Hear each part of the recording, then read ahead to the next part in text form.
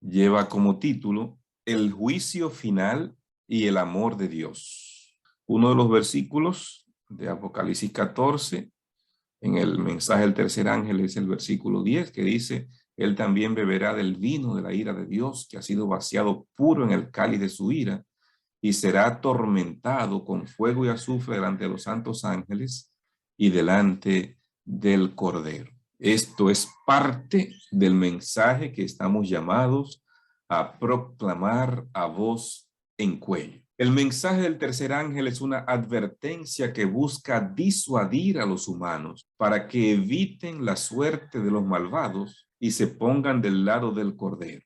La advertencia lleva a una descripción del objetivo último del juicio final.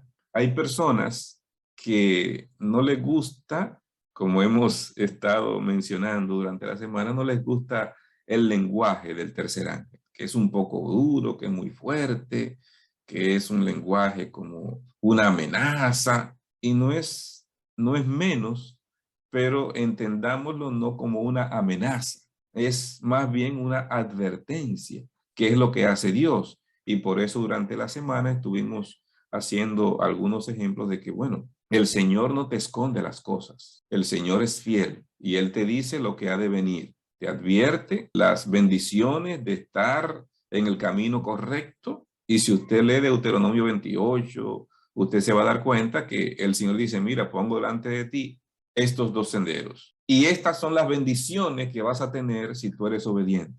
Pero si no eres obediente, las maldiciones que vienen son esta, y las detalla en el capítulo 28 de Deuteronomio. O sea, usted puede ver que el estilo que está utilizando Apocalipsis en el mensaje de los tres ángeles es el mismo estilo de la Biblia en todas partes. Deuteronomio 28 es contundente y de hecho cuando habla de las bendiciones de la obediencia, son menos, son menos las bendiciones de la obediencia. Cuando detalla las maldiciones de la desobediencia, entonces se expande mucho más y son más los versículos que tocan eso. Porque lo que Dios está haciendo es sincero y nos está diciendo las cosas como son y cómo van a venir, para que cuando tú veas que vienen esas cosas, entonces no pienses que, bueno, fue por él. No, no, ya el Señor te advirtió de que eso es lo que viene cuando eres desobediente.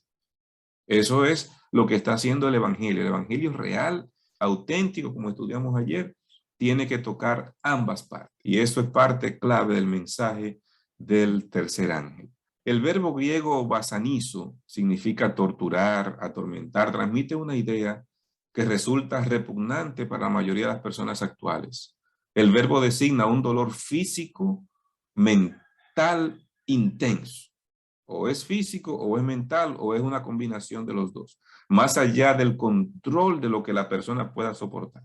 El apóstol Pedro usa esta palabra en este versículo, en estos dos versículos. Y libró al justo Lot, abrumado por la nefanda conducta de los malvados. Esa expresión abrumado es como cuando tu mente está turbada por situaciones que están fuera de tu control y que tú no puedes encontrar una solución. Pero en el versículo siguiente dice: porque este justo que moraba entre ellos afligía cada día su justa alma, viendo y oyendo los hechos inicuos de ellos. Aquí utiliza la palabra afligía. Esa es la palabra de la que estamos hablando. Se abrumaba, en el verso anterior, afligía cada día su alma. Ese término es ese dolor que está produciendo la situación que escapa a ti. Él está mirando los hechos inicuos y mirando los hechos inicuos de las personas que estaban en su derredor, entonces su alma se afligía, había un dolor intenso en su ser por lo que estaba viendo que no podía controlar, escapaba a lo que él podía solucionar. Esa es la expresión que se utiliza en el versículo, en los versículos del mensaje del tercer ángel. En Apocalipsis se usa para describir el terrible dolor que experimenta una mujer durante el parto. En el capítulo 12, versículo 2, dice: estando encinta, clamaba con dolores de parto en la angustia del alumbramiento. Aquí se utiliza esa expresión, o sea, ese dolor físico aquí. Era un dolor físico simbólico de el proceso que está presentando el mensaje de la iglesia verdadera. En el caso de los malvados, la misma palabra se usa de una forma pasiva y futura del verbo será atormentado. Allí es donde aparece la expresión, será atormentado. La pregunta es, ¿quién o qué atormenta a esa persona?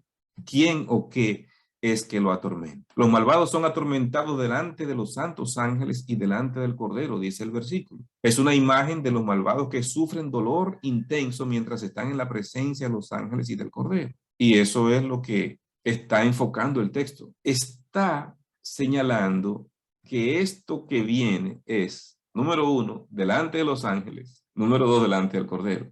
Recuerden, hermanos, nada que ver con un lugar de tormento eterno. No, no es eso. Es un castigo, sí, que va a llevar hasta convertir en ceniza, hasta que deje de existir. Como dice Malaquías, y serán ceniza a vuestros pies. O sea, la Biblia es clara de que la paga del pecado va a hacer la desaparición final de la existencia del universo, del pecado y los pecadores.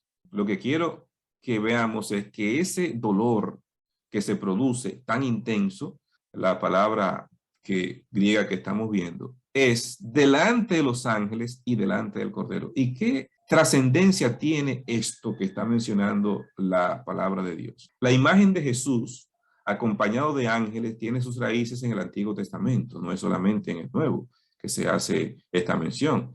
En pasajes que anuncian la venida de Dios, escoltado por ángeles para juzgar los malvados y salvar a su pueblo. Así vamos a repasar entonces algunos de esos versículos para que podamos corroborar que en ocasión de la segunda venida, el Señor viene con todos los ángeles del cielo.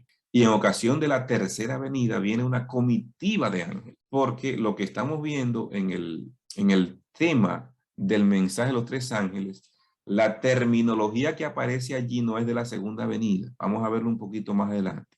Pero tanto en la segunda venida vienen todos los ángeles, en la tercera venida describe Elena G. de White en el conflicto de los siglos, en el último capítulo, que viene una comitiva de ángeles en ese momento, antes de que llegue la santa ciudad, la nueva Jerusalén. Deuteronomio 33:2 dice, dijo, Jehová vino de Sinaí, y de Seir les esclareció, resplandeció desde el monte de Parán, y vino de entre 10,000 millares de santos, con la ley de fuego a su mano derecha. Dice que vino de entre 10 millares de santos. Aquí la palabra santo son ángeles. Está hablando justamente de estos seres celestiales que están viniendo en ese momento con el Señor. Jehová vino, sí, viene. ¿Y quién viene? Viene de entre, dice, 10 millones, millares de ángeles. En el Nuevo Testamento se describe la realidad visible y gloriosa de la venida de Cristo al momento de la segunda venida. Cristo vendrá escoltado por ángeles. Mateo 16:27 nos dice, porque el Hijo del Hombre ha de venir en la gloria de su Padre con sus ángeles y entonces recompensará a cada uno según su obra. O sea, con sus ángeles. Así lo escribe el versículo 27. Cuando el Hijo del Hombre venga en su gloria, con todos sus ángeles, se sentará en su trono de gloria. Todos los ángeles vienen en ocasión de la segunda venida. Y en Judas, verso 14 dice, también Enoc, el séptimo patriarca a partir de Adán, profetizó acerca de ellos. Miren, el Señor viene con millares y millares de ángeles. Tanto el Antiguo Testamento como el Nuevo Testamento hacen el mismo énfasis de que cuando Cristo venga, viene acompañado con los ángeles. Y el tormento que se ve viene a realizarse delante del Cordero y de los ángeles. Esta será la aparición más gloriosa de Cristo entre los seres humanos. Y todos van a ver ese momento, describe la palabra de Dios, porque el gran día de su ira ha llegado. ¿Y quién podrá estar en pie? Estamos leyendo Apocalipsis 6:16. ¿Quién podrá sostenerse en pie? Cuando llegue la ira, esto es lo que están preguntando, es lo que están diciendo las personas. El versículo anterior presenta el contexto de esa pregunta. Decían a los montes y a las peñas, caed sobre nosotros y escondemos el rostro del que está sentado sobre el trono y de la ira del Cordero. Nos está señalando aquí en el versículo 16, que es el verso anterior a la pregunta que ya habíamos hecho, que viene el Cordero y que la gente no pueden soportar la ira del Cordero. Así lo está presentando Apocalipsis 16. En este contexto nos está mostrando la segunda venida de Cristo, en el contexto de Apocalipsis 6, 16. Porque el gran día de su ira ha llegado. ¿Quién va a poder estar en pie ante la ira del Cordero? ¿Qué es lo que está diciendo el capítulo 14? Que van a ser atormentados delante del Cordero. O sea, nos está presentando al Cordero en ocasión de la segunda venida. Apocalipsis 14:10 no tiene que ver con la segunda venida de Cristo, cuando solo los vivos van a ver a Jesús. Aquí el ángel utiliza el lenguaje de la venida de Cristo para informarnos que durante el juicio ejecutivo final, Cristo aparecerá por última vez ante los malvados de todas las edades y ante el querubín caído. Como describe la inspiración profética en el conflicto de los siglos, cuando venga la santa ciudad, nosotros no venimos en la santa ciudad, primero viene Cristo, una comitiva de ángeles y todos los salvados, se posa sobre el monte de los olivos, se parte por la mitad, se hace un valle, y después que Cristo está aquí y resucita a los muertos, a impíos de todas las edades, entonces desciende la santa ciudad. Y los malvados ya resucitados ven a Cristo, los ángeles y los salvados entrando en la Nueva Jerusalén. Y allí es que arman la estrategia para ir a atacar la Nueva Jerusalén. Ese es el contexto que nos está presentando este aspecto. Ahora, Apocalipsis 14:10, serán atormentados delante del Cordero y de los ángeles, es en ese contexto de la tercera venida de Cristo que está hablando Apocalipsis. No es de la segunda venida de Cristo, porque el juicio ejecutivo del que habla los versículos 9 al 11 no es en la segunda venida. En la segunda venida de Cristo, ¿qué es lo que sucede? Que con el resplandor de su venida, los impíos mueren. Así lo describe el apóstol Pablo en Tesalonicenses. Con el resplandor de su venida van a morir. Así que cuando ellos ven que se acerca, tratan de esconderse sobre las peñas, que caigan sobre ellos en las cuevas, no soportan. Pero cuando Cristo venga, la gloria del resplandor de su venida, entonces destruye a los impíos. Mueren. Esa es pero no es la muerte que es la paga final del pecado. Pasan 1000 años antes que se dé el juicio ejecutivo, porque Dios nos va a permitir a nosotros participar del juicio del milenio, donde vamos a confirmar que Dios es justo. Dios le va a dar a todos los salvados la bendición de ver que cada persona que se perdió porque fue su elección perderse. Que Dios le dio suficiente oportunidad a cada quien para que se arrepintiera, pero respetó la libertad de elección que hizo cada persona. Por eso el versículo 10 nos está diciendo, él también beberá del vino de la ira de Dios que ha sido vaciado puro en el cáliz de su ira, y será atormentado con fuego y azufre delante de los santos ángeles y delante del Cordero. No deberíamos pasar por alto el hecho de que el lenguaje del tercer ángel es sumamente preciso. Los malvados están ante el Cordero, no ante el Rey de Reyes, o ni siquiera ante el Señor. Cuando miran, ven a Cristo como el Cordero de Dios, que en la cruz demostró el amor infinito. El Rey de Reyes es Cristo también, pero no es la terminología que está utilizando el capítulo 14. Lo está presentando delante del Cordero. Cuando hablamos del Cordero, estamos presentando al Cordero inmolado. Cuando hablamos del Cordero, estamos hablando de Cristo muriendo, de Cristo sacrificado. Ese es el enfoque que está dando cuando se habla del Cordero. ¿Por qué el énfasis que hace de que es delante del Cordero y no delante de, como el capítulo 19, el Rey de Reyes que viene y viene con una espada y viene a juzgar? ¿Qué es lo que quiere enfocarnos esto? En Apocalipsis, la imagen del Cordero inmolado es una expresión visual del evangelio de salvación por medio de la fe en la muerte sacrificial de Cristo. Vamos a leerlo en el capítulo 5, verso 9, una vez más. Es un versículo muy importante en el trono de Dios. Entonaban este nuevo cántico: digno eres, de recibir el rollo escrito y de romper sus sellos, porque fuiste sacrificado y con tu sangre compraste, nos compraste para Dios.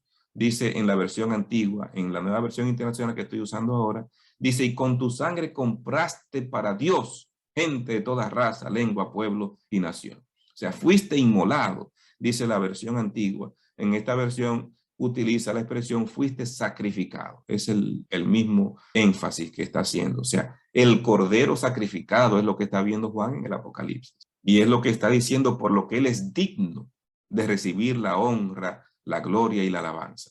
Entonces, ese cordero es el cordero que está diciendo el capítulo 14, que va a presenciar el justo juicio de Dios, el juicio ejecutivo del Señor.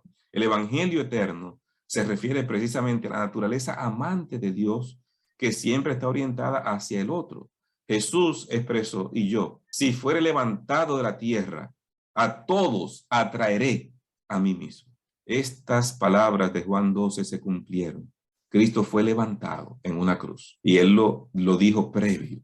Si fuere levantado, a todos atraeré a mí mismo. ¿Cómo es que a todos atraeré a mí mismo si hay un grupo que no van a aceptar a Cristo? ¿Cómo es que a todos atraeré si a la inmensa mayoría del mundo hoy todavía no ha hecho una decisión? Pero todo el mundo tendrá que ser confrontado frente a una decisión en torno a Jesús, en torno a quién adorar. Así que todos van a tener que ser atraídos hacia la cruz, porque en torno al mensaje de la cruz, el mundo tendrá que tomar una decisión, o a favor o en contra.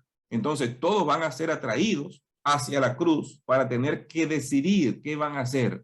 A algunos los atraerá para salvación, otros frente a ese mensaje de la cruz lo que van es a rechazar, y eso que van a rechazar entonces van a tener que sufrir el justo juicio de Dios que está narrando Apocalipsis 14 en el mensaje del tercer ángel. No es un Dios irreflexivo, vengativo, que está allí para castigar, y es que el Señor ha hecho todo lo que está a su alcance para salvar a todos, pero no puede salvarte en contra de tu voluntad y de tu deseo. Pero si tú no quieres salvación, lo que viene entonces es el justo juicio de Dios, la eliminación definitiva del pecado.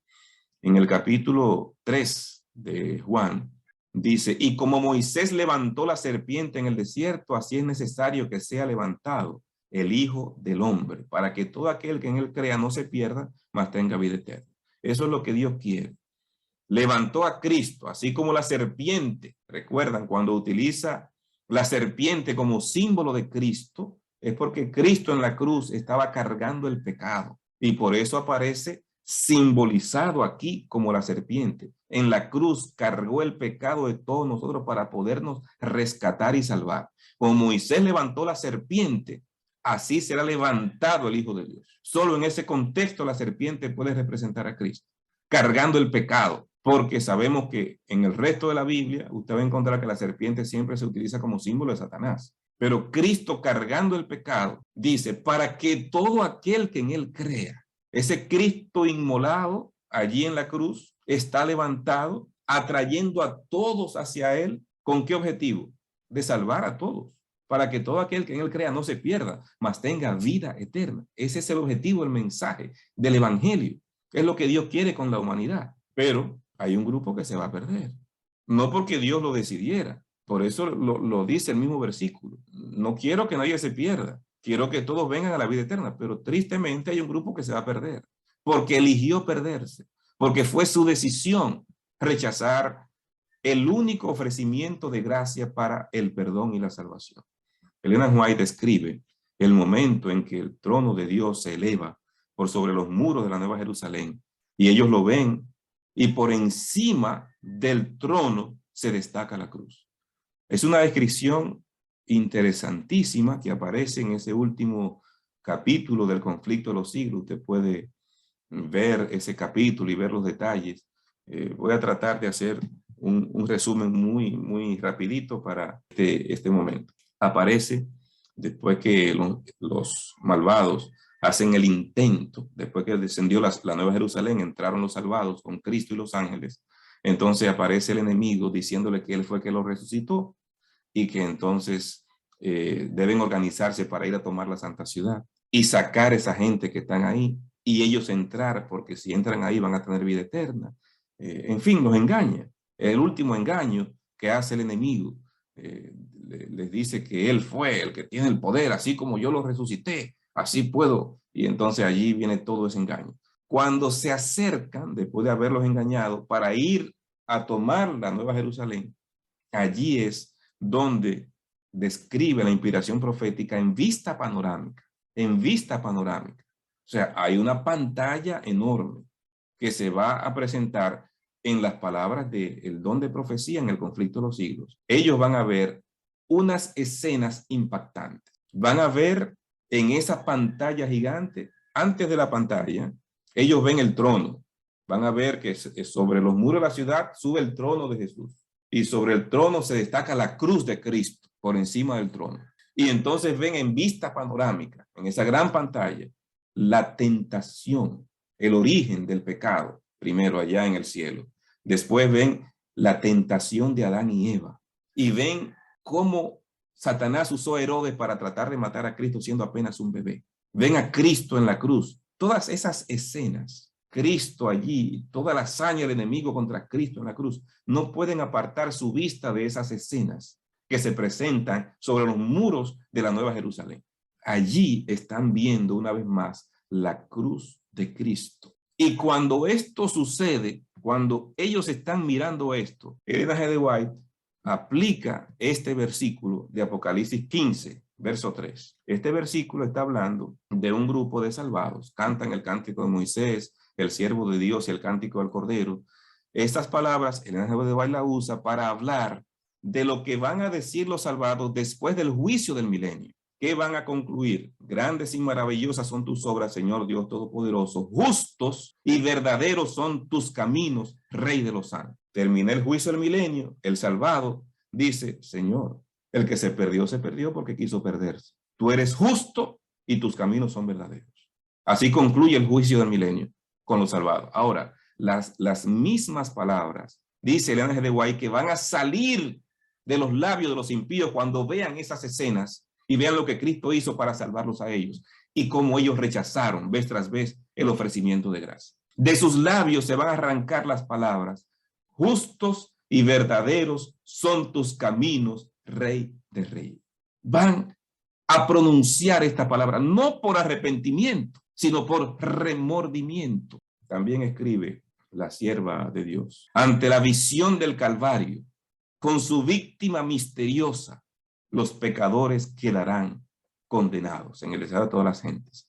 Cuando ven al Cordero, lo que hizo, su sacrificio ante ellos, entonces van a quedar condenados. Es la condena final. ¿Podríamos acaso concluir que lo que atormenta a los malvados es la revelación del amor de Dios por medio del Cordero? Este amor despierta su sentimiento de culpa y se ven a sí mismos como realmente son.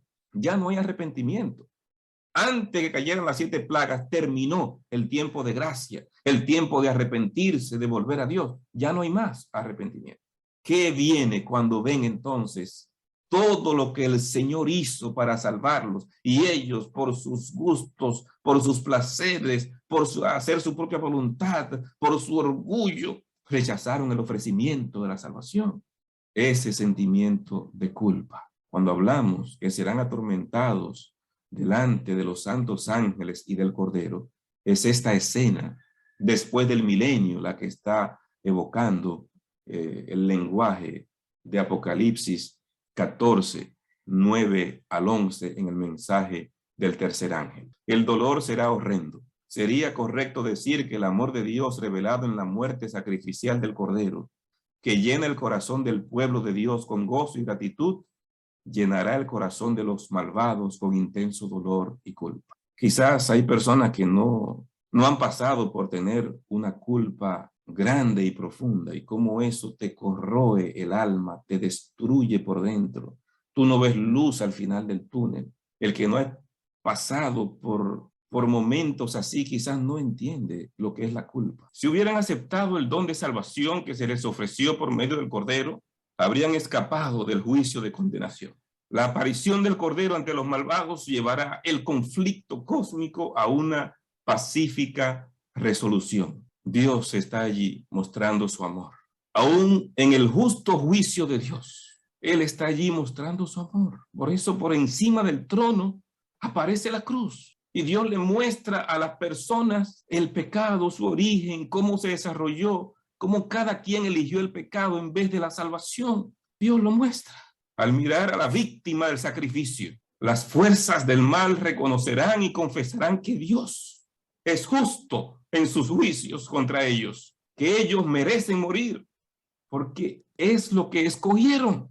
Juan anticipó este momento cuando dijo: y oí a cuanta criatura hay en el cielo y en la tierra y debajo de la tierra y en el mar, y a todos en la creación que cantaban al que está sentado en el trono y al Cordero sean la alabanza, la honra, la gloria, el poder por los siglos de los siglos. Amén. Mis amados, allí, justamente en ese momento, después de salir esas palabras, va a descender fuego y azufre y va a consumir el pecado. Y donde haya pecado, también va a consumir. Satanás, sus ángeles y todo aquel que siguió ese mismo sendero van a ser extirpados de la existencia del universo, de una vez y para siempre. El Cordero y los ángeles van a estar ahí. Es lo que está diciendo el lenguaje del tercer ángel. El Cordero merece toda la alabanza, la gloria, la honra y el poder por su amor mostrado, por su sacrificio en la cruz del Calvario. Mis amados, el mensaje del tercer ángel no es un mensaje de terror, es un mensaje de amor. Amén. Porque es lo que Cristo ha hecho para que todo aquel que en él crea no se pierda, mas Amén. tenga vida eterna. Amén. Cuando llamamos a las personas a que acepten al Señor antes de que se derrame ese justo juicio de Dios, estamos predicando el evangelio en toda su extensión. Así concluye el mensaje del tercer ángel. Que Dios nos ayude hoy a tomar la firme determinación de ser fiel a Dios. Amén. De que si hemos fallado, nos arrepintamos de todo corazón y vivamos en esta tierra para servir a Dios. Que Dios te bendiga. Que Dios te bendiga. Amén.